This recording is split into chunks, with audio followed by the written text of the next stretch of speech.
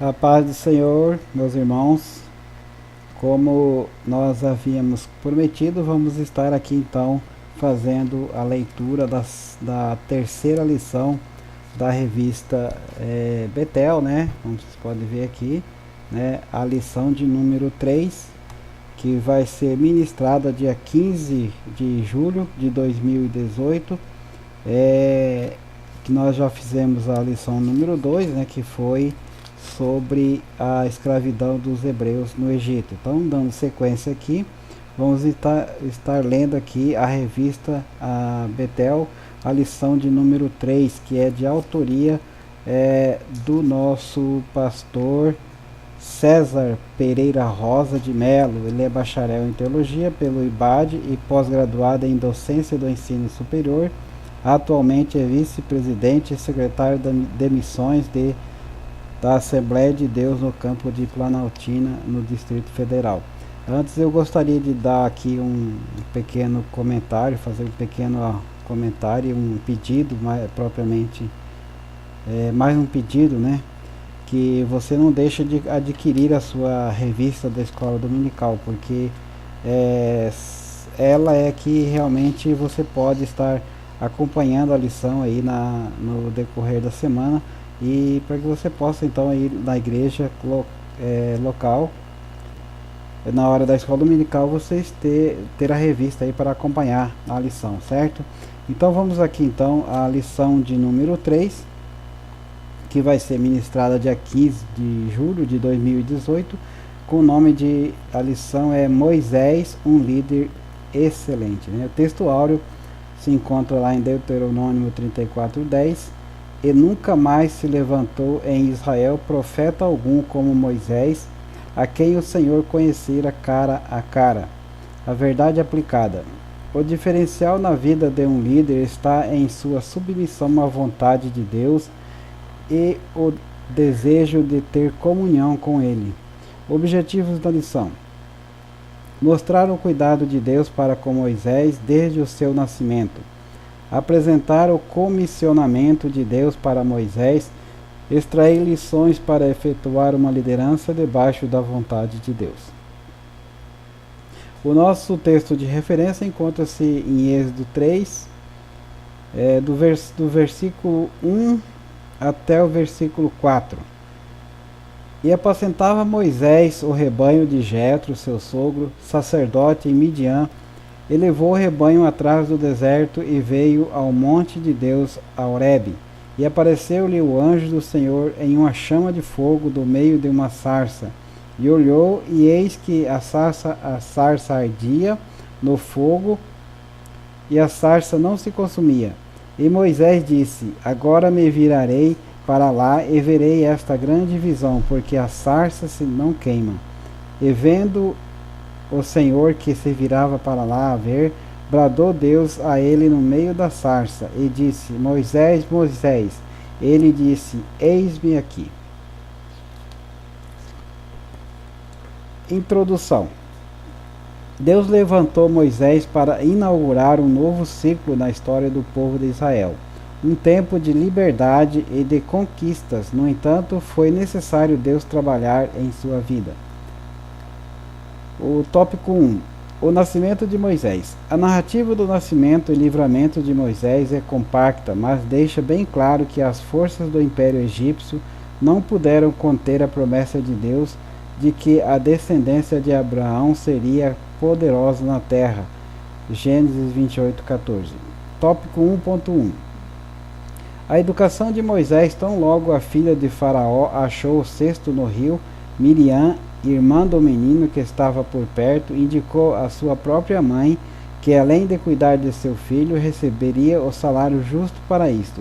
É impressionante como Deus age na história. Mesmo em momentos adversos, Deus muda o quadro de iminente morte para vida e honra. Durante a infância, a própria mãe de Moisés o criou e ensinou-lhe os mandamentos do verdadeiro Deus, até que, já grande, o menino entregou-lhe a filha de Faraó, que o adotou em definitivo e colocou o seu nome de Moisés. 1.2. A fuga de Moisés. Segundo o relato de Atos 7:23, quando Moisés completou 40 anos, foi visitar seus irmãos, os filhos de Israel, e vendo a hostilidade com que os egípcios tratavam os hebreus, matou um egípcio e escondeu o seu corpo na areia.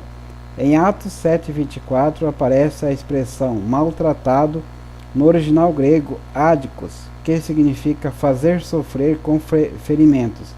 Tendo como base este conceito, podemos imaginar o sofrimento que os hebreus estavam expostos. No outro dia, ao ver que 2 hebreus contendiam, Moisés tentou resolver o problema e temeu ao ver que o seu homicídio havia sido descoberto, conforme está lá em Êxodo 2, 13 e 14.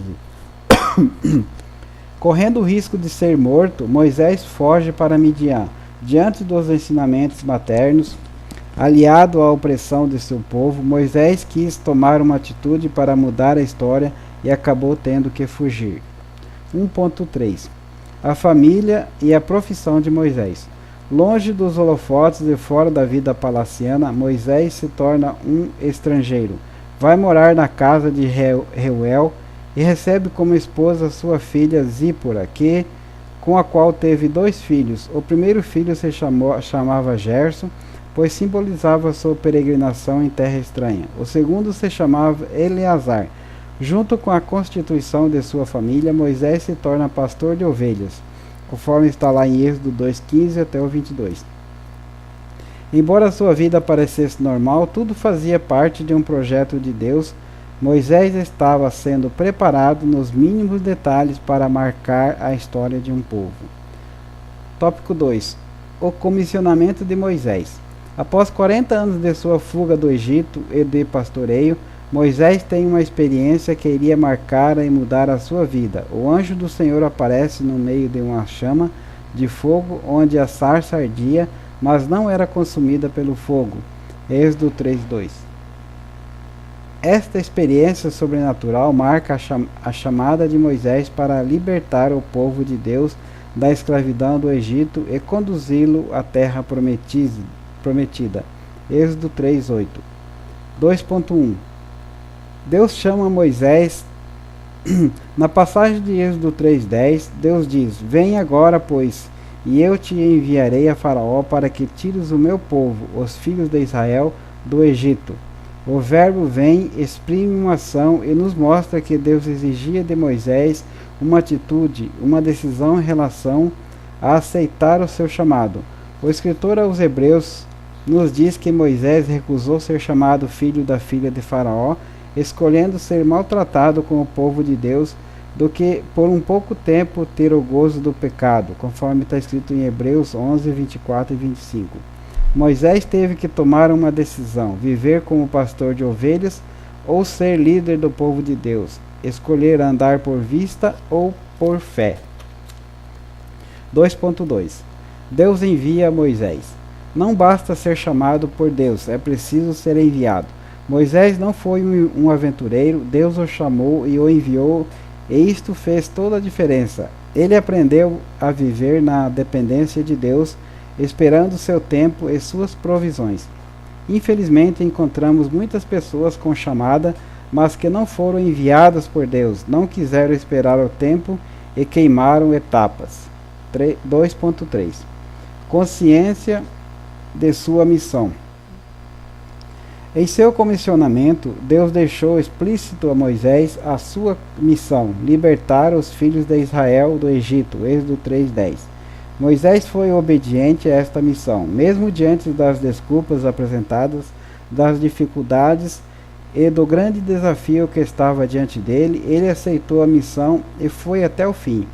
Ele fez tudo como o Senhor o ordenara, viveu uma vida digna, ao ponto de ter comunhão com o Eterno, como quem fala com um amigo, conforme está escrito lá em Êxodo 33:11.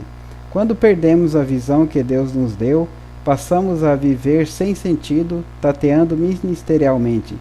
Que Deus nos ajude a manter o foco e a chama da divina vocação. Tópico 3. A liderança de Moisés. Ser líder não é uma tarefa fácil. Formar um líder não é um processo rápido, mas Deus investe na formação de seus líderes para serem agentes de transformação no exercício de sua missão. Indubitavelmente, Moisés foi um grande ícone de liderança no Antigo Testamento. E tópico 3.1. Tempo para Deus. Moisés era um homem preparado pelos homens e por Deus para desempenhar uma liderança. Mesmo diante de tal preparo, ele tinha tempo para estar com Deus. Basta olharmos para o momento em que ele passa 40 dias e 40 noites na presença de Deus, conforme está escrito em Êxodo 24:18. Mesmo diante dos afazeres diários e da grande multidão que liderava, ele se retirou para estar com Deus.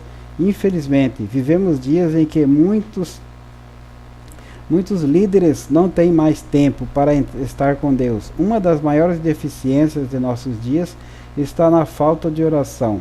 Que venhamos a cultivar uma vida de oração. 3.2. Amor pelos seus liderados. Em seu relacionamento com o povo de Deus, Moisés lhes devotava atenção e amor. Êxodo 32:20-35 identifica um momento da história em que o povo de Israel se enveredou pelo caminho da idolatria. Então Moisés intercedeu pelo povo e orou a Deus da seguinte maneira: Agora, pois, perdoa o seu pecado, senão risca-me, peço-te, do teu livro que tens escrito, conforme está escrito lá em Êxodo 32:32.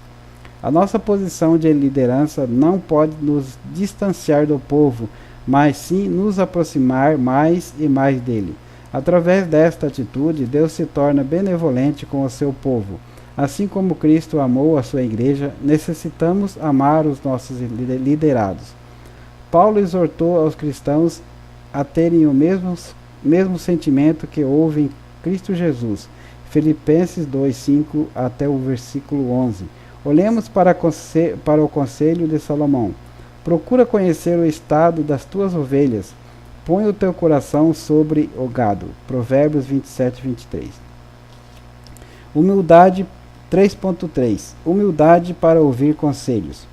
Um dos maiores enganos é achar que não precisamos aprender mais nada ou que sabemos tudo sobre liderança.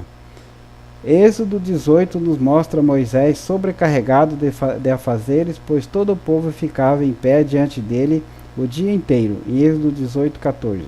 O ritmo de Moisés o levaria à exaustão, conforme está em Êxodo 18:18. Diante de tanta dificuldade, Jetro aconselha Moisés a escolher homens capazes, temente a Deus, homens de verdade, que aborrecessem a avareza e os colocasse como maiorais de 1000, de 100, de 50 e de 10, conforme está lá escrito em Êxodo 18:21. O conselho de Jetro é o modelo organizacional de muitas empresas hoje. Um líder que deseja executar com excelência sua missão precisa ter humildade para aceitar bons conselhos. Conclusão. Moisés foi um homem escolhido por Deus para exercer uma liderança diante de um povo que estava em formação. Através de sua jornada de vida, aprendemos que o Senhor Deus possui o seu modo de trabalhar na vida de um líder, a fim de que o mesmo exerça com excelência os seus propósitos. É o final da lição. Então, irmãos, essa lição aqui é bastante importante para você ver como que se forma uma liderança, né? Eu acho muito interessante essa parte aqui que fala que Jetro dá o conselho a Moisés, né, para colocar, dividir o povo em pequenos grupos, em grupos grandes, menores e menores, conforme está escrito aqui, maiorais de 1000, maiorais de 100, de 50 e de 10, né? Então é assim que é a hierarquia, né? Então nós temos em todos os lugares onde nós estamos, até mesmo em nossa família, né? Nós temos a nossa hierarquia, né? Primeiro é o pai, né? Depois é a mãe, e aí vem os filhos mais velhos também, que colaboram com a educação dos menores e ajudam nos deveres de casa, né? Então nas empresas também é assim, a empresa que nós trabalhamos também é desta forma, né? Porque o dono da empresa não pode estar lá juntamente com o pessoal o tempo todo, né? Então por isso que são constituídos chefes de setores, né? gerentes e chefes de setores. Então é toda aqui na igreja também é da mesma forma. Temos os pastores, temos o vice-pastor, temos os nossos presbíteros, temos os diáconos, temos aí os evangelistas, missionários, todos exercem uma atividade dentro de uma hierarquia para que a obra do Senhor cresça e se fortaleça, né? Então aqui eu deixo essa leitura aqui para vocês. Se você gostou, dá o seu like aí, né? E compartilhe esse vídeo com os teus amigos, com as pessoas que participam ou não da escola bíblica dominical, para que haja interesse nas pessoas, nossos irmãos da igreja, em participar efetivamente da escola bíblica dominical, ok? Aqui é Ramon de Almeida Antunes, eu sou membro da igreja Assembleia de Deus, Ministério de Madureira, aqui de Pontal do Araguaia, Mato Grosso. Fiquem com Deus, a paz do Senhor.